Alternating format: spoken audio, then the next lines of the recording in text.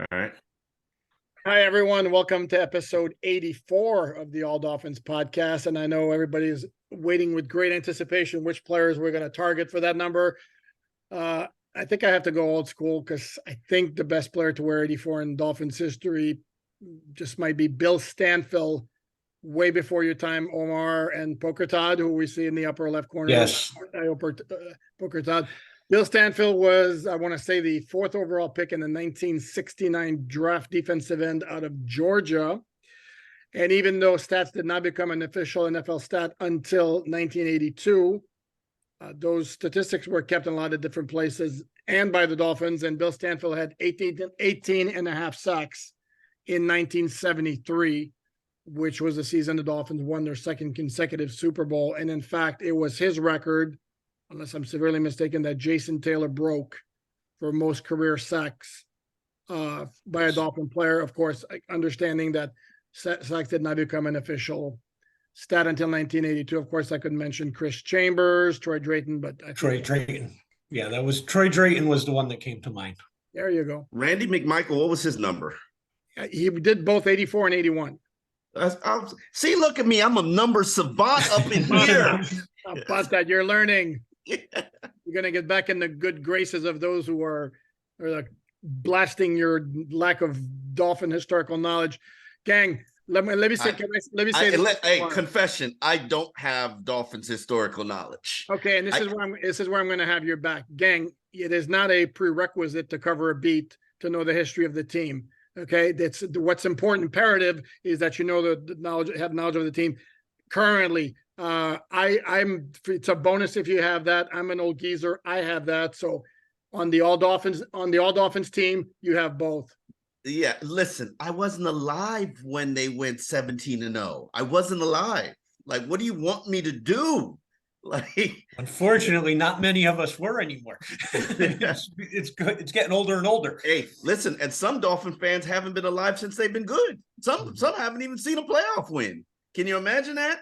Wow. Yeah, that's my kids. I say all the time that the fact that they've been able to maintain a fandom at 16 years old, you know, I got the Marino years, so I knew what it was like to win every Sunday, even without the championships. We won often. You know, they've endured bad football. Yeah, I mean, you have to be at least 22 years old.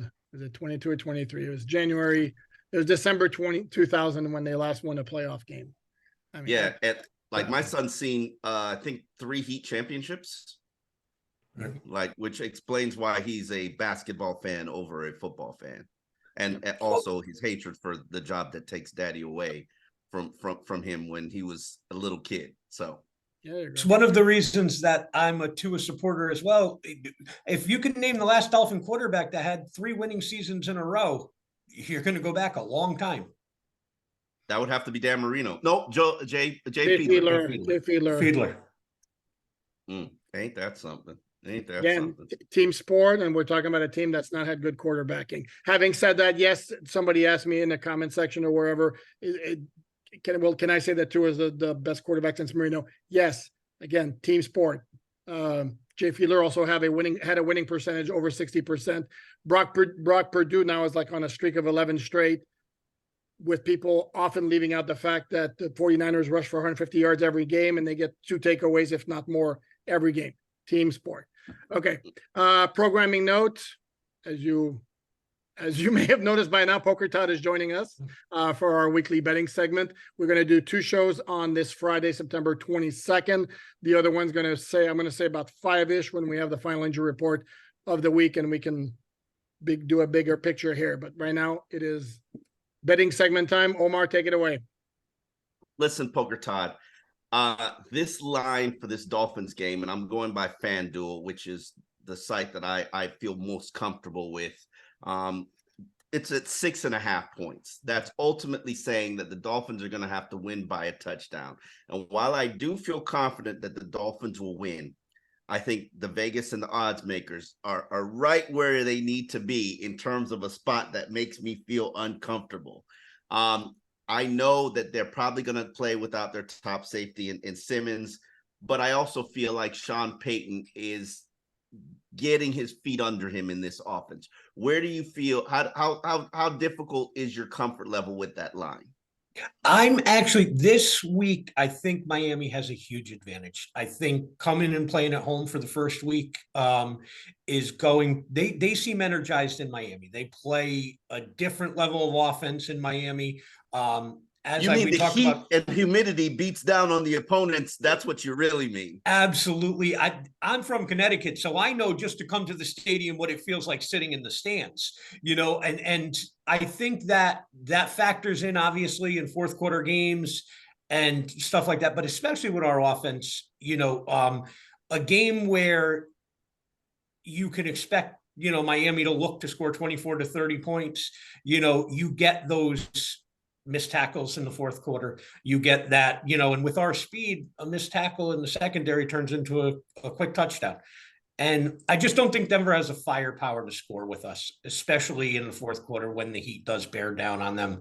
I'm sure they'll be wearing their dark blue jerseys, and it'll definitely be a factor. They will, because the Dolphins. What I find interesting about this game is that it's got the second biggest line at 47.5, only follows the Kansas City Chiefs and the Chicago Bears, who are inept. Yeah, who basically are having a little bit of chaos there. As I always say to people, these scrambling quarterbacks, be careful with them. And I think they're learning that with Justin Fields. Where do you feel from a comfort standpoint with that line at 47.5 points? I think the over is pretty comfortable this week. Because again, I think Miami is going to find a way to score 24 to 30 themselves. Denver will get their points. Russell, he's playing better this year. Peyton's offense looks a little bit better. The fact of the matter is, if you put 30 up, there's a lot of opportunities for the other team to score as well. So, I do expect a bit of a track meet with just Miami having too much firepower. But Denver's been scoring. They've been scoring points. Their offense is, producing. I don't think Washington. I think Washington tried to lose the game last week more than Denver almost won the game. But I would expect it to be an over-type game with Miami scoring, 4 touchdowns. Let me interject here. On alldolphins.com right now, you can find an opponent breakdown. I reached out to the publisher of the Fan Nation sister site in Denver, Mile High Huddle, Chad Jensen, who gave me some very, insightful stuff on the Broncos. To go along with what we did earlier this week with Benjamin Albright on the Behind Enemy Lines segment on the All Dolphins podcast on YouTube. And Chad was making the point that Russell Wilson is looking more like the old Russell Wilson, that number one. Number two, their first halves have been very, very good. Then they have like this major lull in the second half. And if you remember the game on Sunday when they played Washington, they were up 21-3. And there was a turnover by Wilson when he was scrambling that completely turned the game around. Washington started coming back, took the lead. The Broncos had a chance to tie with a 2-point conversion. That should have been a DPI after they got the Hail Mary. So their offense is productive. Russell Wilson, the last time he was here in South Florida, had a big game. Omar calls it the Noah Benogany game. I'm nicer than that. I say Russell Wilson had a very nice game. Oh, come on. He beat Noah Benogany twice. Yes, he did. No, absolutely. That's the Noah Benogany game. I'm not denying that. But my point is, and he's connected deep last week. They have a rookie second-round pick, Marvin Mims Jr., who had, I think, 121 yards on 2 catches, including like a 60-something yard touchdown. So to your point, Todd, I think that the Broncos have the ability to score some points with the Dolphins, which has the makings of a high-scoring game, particularly since the Broncos defense so far this season has been, to quote Omar, booty cheeks. Let me ask you, Poker Todd, before we get deeper into the Dolphins game and talk about some of these prop bets and maybe put together some parlays, what other games do you feel like that gives you a little bit of an edge from a comfort standpoint? Let's say if you want to bet the game straight up, if you want to bet the game money line. Also, I would love your opinion on betting the game versus the spread versus betting the game versus the money line. Well, as far as the money line bets versus the spread, early on in the season, the money line's a safer bet because you have an idea of, which teams are better or worse talent wise, but you got to see it on the field. So, laying a certain amount of points is somewhat difficult, especially when you have teams like the Chiefs playing the Bears. This is a situation where, the Chiefs clearly are the better team. Now, will they win by 3 touchdowns? Will it be the type of game where, as and the Chiefs aren't really on all cylinders at this Correct. point right now. Correct. And you just don't know, even last night's game was a prime example with the Giants and the 49ers. The Giants in the beginning of the fourth quarter looked like they were going to keep it within that, that spread. And then the 49ers continued to score. A lot of times, when you lay those double-digit spreads, you end up watching the team celebrating on the sideline an 8-point victory and you lost your money. So it's just a game where they take the air out of the ball and before you know it, it was just an absolute 8-point beatdown, but you've laid double digits. So the money line is safer. Obviously you do play a pretty penny. Last night you had to risk almost $500 to win 100 on the 49ers without the spread. So yeah, that's a little tough to, but in these multiple team parlays, you can throw 3 or 4 of those money lines together and, get almost even money or even a plus type situation. And last week, what we had talked about where there was a lot of matchups that really, on paper, the parity was clear. This week, there's a lot of matchups that, the Cowboys and the Cardinals, Kansas City and Chicago, you have a lot of those type of Jacksonville and Houston, Baltimore at home against Indianapolis, so you have a lot of those games where you feel like, listen, the NFL, anything could happen on any given Sunday, but you feel like who the better team going into it sounds like I could put like 5 parlays together with the betting it straight up and maybe make a little money. Yes. I think another, and not to get too deep into the weeds, if the people end up liking the show and want some suggestions, I can give you guys an example of something I've been using this year, and it's basically an alternative spread to the ones that the sportsbook is putting out. So instead of laying 6.5 with the Dolphins this week, I can lower it to 2.5, still pay a little bit more on the money line, but keep it under a field goal, and then parlay that with the Ravens also giving 2.5, and Jacksonville giving 2.5 to Houston, and Kansas City giving 2.5 to Chicago. And before you know it, it can start paying 7, 8, 9 to 1. And my much better team needs to win by a field goal instead of a touchdown or multiple scores. I'm going to throw out an interesting comp here. Dolphins in San Francisco. Both open with back-to-back road wins. Both came home as pretty significant favorites. 49ers, correct me if I'm wrong, the line at the end was 9.5. Yes. Dolphins 6.5. 49ers covered. Is that, I don't know what the trend is in terms of historically or in recent years, but that's like the most recent example we have of a team, going 2-0 on the road and coming home as a pretty big favorite. And again, not to bring it back to Tua again, Tua historically is one of the better quarterbacks in the NFL against the spread.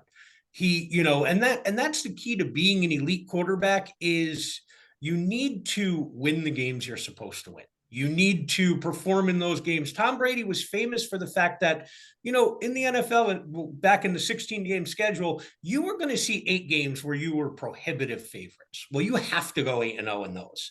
And when you go 8-0 in those and you get the 8 games that are 3 points either way, you go 4-4 in those games. You're 12-4, which usually leads to a division title, a bye, and a week off, and home playoff games. But it comes down to beating the teams that you're supposed to beat. And then, like I said, you'll have your games that can go either way. But, the Dolphins were famous for the highest of highs. We would beat the Patriots every year in Miami. But then we can go blow a game to Cleveland, or Jacksonville comes in and beats us. And that's the difference. And that's why I had such a problem with the fact that you build to beat the best team in your division. And we were built to beat the Patriots. And that was wonderful because we ended up 1-1 with them every year. But then they proceeded to go 12-3 in the rest of the games, and we would go 7-8.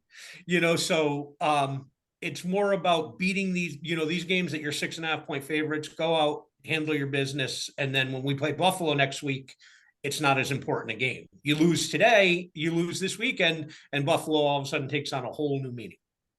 Let me get into some of these player prop bets because I did feel comfortable with where Russell Wilson's line was. I know Tua's over-under line on passing yards is 268 yards, which makes me a little queasy without Jalen Waddle. But I would love to hear your perspective on Jalen Waddle's possible absence from this game. I know a lot of the yardage prop bets have not been set yet because we do not know what Waddle's status is. But Russell Wilson is also at 227 yards, and that's easy money for me. That I'm definitely going with the over because I think the Broncos will be trailing most of this game.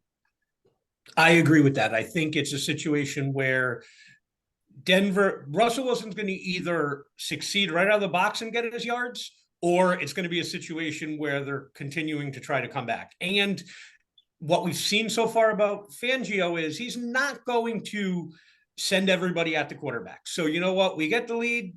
He's going to give you your yards and try to keep you out of the you could have your yards, you can't have your points. And that's a situation where, 227.5 is, I think, on Russell's very low. Two is 268.5 in FanDuel. He's 260.5 on DraftKings. So right in that range of, 270.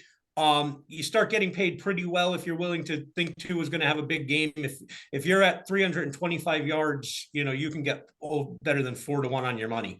So if you think it's a big day for Tua, 350 on FanDuel pays $680 for 100. So if you think it's a big day for Tua, there's some money to be made. And what's your perspective on Jalen Waddle's? Basically, more than likely, he's not going to be participating in this game unless he has a miraculous recovery from a concussion. How do you think that factors into some of these player prop bets? I think that I still don't think it's going to affect Tyreek Hill that much. I think it may affect everyone else because I think at that point, the Broncos look at it and say, you know what, let's take away option 2, 3, and 4 because trying to take away Tyreek Hill is futile. It really is. I mean, when they want to go there, they can go there. It's about making Tua make that 3rd and 4th read now and force him into, uncomfortable situations or make the other guys make plays. There's some proven guys, there's some unproven guys once you start getting down on the depth chart, especially if A-Chain plays, although, notorious in college, he had great hands. But if you're going to start dumping the ball off, I need to see him, and I'd like to get him on the field and see if he can pass block. So, if I'm Denver, those are the type of things I'm trying to do. Tyreek Hill's over-under line is 86.5, which obviously, as I say again, Vegas I could always spot when something's a little off, but that's generally what I would play. But those are pretty much on point numbers for me. Yes. And I think what are the odds for Tyreek to score a touchdown, which I think is a pretty solid bet. So Tyreek to score a touchdown on DraftKings is minus $110 for 100. On FanDuel, he's minus 115. So basically, he's an even money bet to score a touchdown. To score 2 touchdowns, he goes to plus 500. So, Mostert is also an even money type guy with the Dolphins. The advantage to try to take some shots this week as a Dolphin fan, some of those unproven guys, I keep waiting for Eric Usakama to finally break one and get into the end zone because he pays tremendous. And, I'm continuing to throw my money every week away on him. But, some of those guys, and like an example, Chris Brooks, if he were to get some goal line carries this week, he's $1,600 for 100 to score a touchdown. And then to score 2 touchdowns, he's plus 17,000. So, you hope just one time during the year you can catch that bet. You could actually go 10 one years. 1 touchdown or the 2 touchdowns? The 2 touchdowns. Jeez. You could actually that's bad. Let him get on the field first. Huh? Let him get on the field first. I know it, but that's one of those things that you can go. He's only got to score 2 touchdowns once every 10 years for it to be a profitable bet. So Okay. By the way, I'm gonna be that guy because you mentioned like Tyreek's gonna get his yards no matter what. This is where I'm gonna point out he had 40 yards against the Patriots last week. Right. The secondary that was missing Jonathan Jones and that lost Marcus Jones very early. And now the Broncos, as Omar mentioned, probably are going to be without Justin Simmons, but they have Patrick Surtain too, who's one hell of a cornerback. And they have the headhunter in the secondary as well, Kareem Jackson, who's not necessarily who's a former cornerback, unless my memory fails me here. So it does have some coverage ability. So Kareem Jackson is an excellent cornerback. Who's that? Kareem Jackson was an excellent cornerback. At one point, correct. So my point with Tyreek isn't that he will always get 100 yards. It's, Miami had other options. So he got 40 yards in the context of Miami still succeeding on offense. They went in other directions. Tua is going to go where the defense directs him to go. My point in that is if you come out and you want to, if Miami wants to force the ball to Tyreek, they'll get the ball to Tyreek. It's just that's usually a formula to losing. I mean, you have other, like you said, team game. We've got 11 guys on offense. I'd like to use everybody. I think the Belichick model is, we want to take away your favorite thing. I think the model when you're down a Waddle is make someone else beat you. Like, Tyreek, he can get his yards, but I want to see what happens with, Berrios getting an elevated role, or does Usakama have to make plays, but Tyreek could have 150 and 2 touchdowns, and that's still probably not enough to win the game. Somebody else has to do something. Mm-hmm. No, but my point is, hold on quickly. My point is that this week, because Denver's defense has been so bad, I think Tyreek's a good play. I would caution against Tyreek. He's always going to get his yards. Because there will be defenses like Belichick was like, it was okay, run the ball you want, you're not beating us deep, and Tua wound up throwing for 240 yards. Right. The Dolphins won the game anyway, which is the bottom line. But again, I would be always very conscious of what the defense looks like that they're facing. Mm-hmm. Yeah, I mean, if I'm Denver, I'm probably bracketing Tyreek, and I'm putting Patrick Surtain on the other side and say, you know what, you could either have the double coverage with Tyreek, or you could test our number 1 corner. I don't think I waste Surtain on Hill, because I think I just think asking Surtain to cover Hill one-on-one is going to be a losing effort, especially with the safeties out. I prefer taking. Sorry, I'm not asking Surtain to cover River Craycraft. With all the respect to River, I disagree with you on that. If you know an elite athlete, he's going to want that challenge. Oh, I know he wants Tyreek, but again, you're going to get a situation where, again, if, Mike McDaniel's going to be able to scheme Tyreek Hill open with motion and stuff like that. I understand the idea that if we line up in cornerback drills on Tyreek, that's quite a matchup, but that's not the reality of what this the offense looks like. And that's the strength in it. They don't put Tyreek lined up right on Patrick Surtain and say, go bump him and cover him. You know what I mean? And so you're wasting him, and that's basically, X is tremendous if you put him one-on-one on somebody. But all of a sudden, when US have wide receivers running crossers across the field on him last year, they're running all over the place, with the ball in there. Last year, groin injuries, I'm not accepting any X disrespect for last year. And in fact, on alldolphins.com, there's a story on X with his first 2 games of the season, where his report card for X includes an A and an F. See what I did there? X, F, A. Thank you. X last year is not a barometer. He was dealing with groin injuries the whole year. When he was right in his best season, have fun trying to beat him one-on-one, because he was that good. So just saying here, I he showed. I don't agree with that. He showed against the Patriots, even with a thumb issue, and he does have a thumb issue. He does wear a brace when he's not practicing. He pulled down an interception, and X has, without a doubt, leader in the NFL in interceptions since he's come into the league, and he's proven that he's a ball hawk. Now the question is, you're right, and to correlate the question, do you have Patrick Surtain shadow Tyreek Hill? And considering how much they moved Tyreek and how much they used him in motion and how much they put him in movement, I'm really not sure it would be wise to have anybody shadow him because of the movement and how it can create breakdowns. So I hear what you're saying. I just know if you're Pat Surtain, you want that challenge because you're trying to establish your legacy and reputation as the number one cornerback in the NFL. The best way to do that is against Tyreek Hill. And the truth of the matter is, he probably knows Tyreek from the neighborhood and has probably gone up against him and wants that matchup. And sure, but again, they'll mix things too. It's not like he's Yes. he's not going to be on Tyreek Hill every single play, and he's not going to be away from Tyreek in the play, and he's not shadowing River Craycraft. That I can promise. No, and that's the whole thing about shadowing. One of the things that, one of the biggest advantages that the defense has is the fact that the quarterback doesn't know what you're going to do. And, you can talk them, you can bait them into mistakes. When all of a sudden I know you're going to shadow Tyreek the whole game, well, you know what? You've just given me a huge advantage. I know exactly what, so that's certainly not like I said, when I say I wouldn't shadow, what I'm saying is, that people go into this, fans go into it, and this is why there's so much money in gambling, because a lot of these numbers is based on public perception, not the actual reality of it.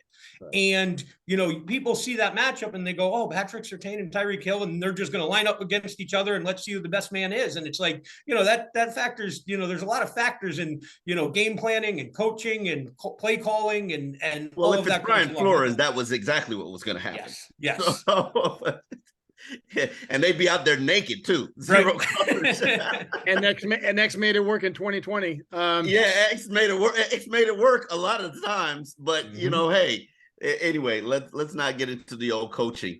Are there any player prop bets or unique bets that you see from this Dolphins Denver game that intrigue you? The one that intrigues me is actually a specials bet on FanDuel, and it's each team to have a touchdown and field goal in each half, and it's plus 2,500. Okay. So, touchdown, if we get so basically you got to score 10 points in each half. Right, but you need a touchdown and a field goal. It's got to include a field goal. Right, so it's got to include a field goal.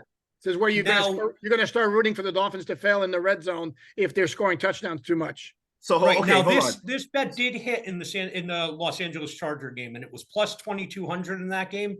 It did not hit last week. This week it's plus 2,500. And an interesting tidbit: the big bet last week that killed FanDuel was every team in the 1 o'clock, 4:05, and 4:25 games to kick a field goal. That paid plus 20,000 for 100, and every team had a field goal. Nice. Wow, that's a ridiculous. They lost $14 million on that prop bet. Ouch. So, okay, so that's every week I need something unique like that from you, Polka Todd, because that's a great opportunity. Now, if I wanted to put $100 down on that field goal touchdown in a half for both teams, how much would that net me? That would be 2,500. So a $10 bet wins you $250 on that. Okay, so 25 to 1. Interesting. Okay. That is interesting. Yeah, you don't know. I mean, it's either a team could be struggling offensively in one of the two halves, or it could be just scoring touchdowns. Right. Yeah. I mean, and somebody's going to get a hurry up opportunity at the end of the first half. And I expect the fourth quarter to be a pass fest, because I do. The one thing I like and is underrated about Tua Tagovailoa is that when he has a lead, he's able to build on it and sustain it and maintain drives and keep possession of the ball. And that's a great ball control offense. But I do think that Denver will be trailing and will be in a pass happy mode. And we know how Vic Fangio plays. He's basically going to give you everything in front of him and say, okay, when we get to the red zone, I'll clamp down. Well, he can do that too, because he has a team that so far has shown the ability to score touchdowns. We don't get bogged down and kick field goals. And when we do kick field goals, we don't always make them anyway. So, it's a situation where, we're scoring touchdowns. So as a defensive coordinator, you have that leeway. If I score a touchdown and I leave you for a field goal, we're okay. So that is the other thing about this bet and why I liked it in LA. I did hit it when it was in LA. You kind of can count on decent weather. You're not going to get 40-mile-an-hour winds unless we know about them ahead of time, and stuff like that. So you're going to deal with, the passing game should be okay to operate. The kickers shouldn't be affected too much by weather. And, you can start kicking 50 and 60-yard field goals in Miami versus when you go certain other places. Mm-hmm. So, Poker Todd, let me get a 3-game parlay for you versus the spread that can make me some money if I put down 100. I would go, again, without getting too much in the weeds and changing the spreads. I do like Miami minus the 6.5. I think we're going to win this game by a touchdown or more. And then I would probably throw in a money line play on, if I wanted to guarantee myself a winner, a money line play on Jacksonville and a money line play on Baltimore. Okay. And those are big minuses, Mm-hmm. We're just trying to make sure that people win versus, gambling a little bit. You wouldn't throw KC in there? That's another option. This week is ripe for the better teams on money lines. Kansas City's there. Like I said, Baltimore at home is. I'd be shocked if the Colts go into Baltimore and win that game. I'd be shocked if Houston were to find a way to beat Jacksonville, especially coming off a game where they scored 9 points. It would the Jaguars. So if I did a 3-leg parlay on FanDuel, putting down $100 on your actual bet that you just gave me, Baltimore money line, Jacksonville money line, Miami Dolphins at 6.5, I'm gonna make $119.83. So that's kind of an example. And then let me throw in Alan's Kansas City bet there, just so that I can get some context and perspective here. Based on Alan's gambling insight. Where is that? You could throw in Dallas winning at Arizona. I don't think that's a stretch. Oh, hold on. Dallas, you want the money line or you want the line? The line is 12.5. You go money line. Yeah, correct. The line's bad. But okay, the putting in Dallas bumps it up to, if I put $100 bet, bumps it up to $241.47. Strangely enough, I can't find that Kansas City line. Oh, there it is. Okay. And you wanted the money line on Kansas City, Alan? That would be my advice, yes. Okay. All right. That brings our winnings to $283. I've just added an extra 2 teams, and it only bumped me up probably about less than $100. I'm not necessarily certain that's a wise investment there. As far as a prop bet, a few of them that I put together that I do like. Again, Tua-centric, him having some success playing in Miami, and I understand the situation with Waddle. But one of the advantages of Waddle being questionable is you do kind of have a bargain if you put the play in now and he does play.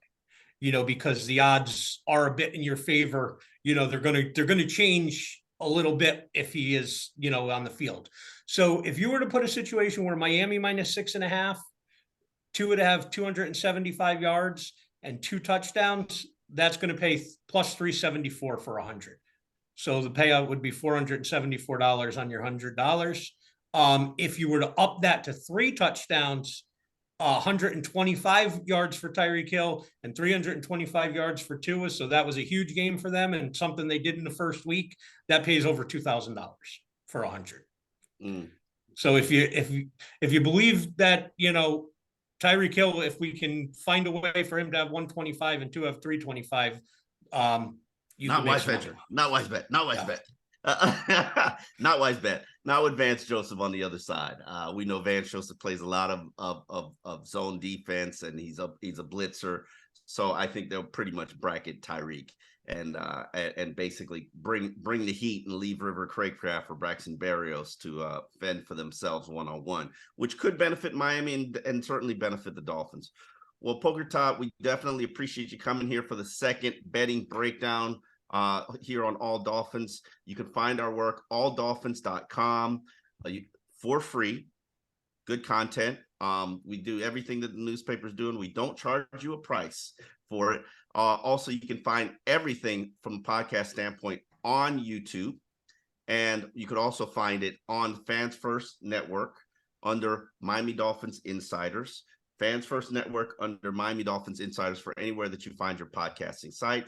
Well, we will be back later today to give you that breakdown to let you know if Jalen Waddle's going to be playing, let you know if Teron Armstead's going to be playing, let you know the status of some of the Denver Broncos key players who are also on the injury report.